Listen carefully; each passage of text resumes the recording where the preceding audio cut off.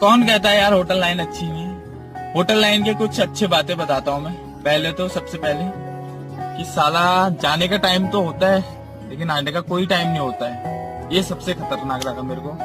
दूसरा, तुम्हारे घर में जो भी फेस्टिवल, जो भी हमारे इंडियन फेस्टिवल होते हैं उसमें हमें छुट्टी दी नहीं जाती है, उसी दिन साला भसड़ होता है, उसी दिन काम होता है। सबसे बड़ी बात यहाँ पे हो जाती है। तीसरी बात, तुम बीमार हो रहे हो, कुछ भी हो रहा है, काम पे जाना है तो जाना है, तुम्हारी जगह दूसरा बंदा नहीं ले सकता। यही है तीसरी बात। होटल इंडस्ट्री की ये 2-3 चीजें बड़ी खतरनाक लगी।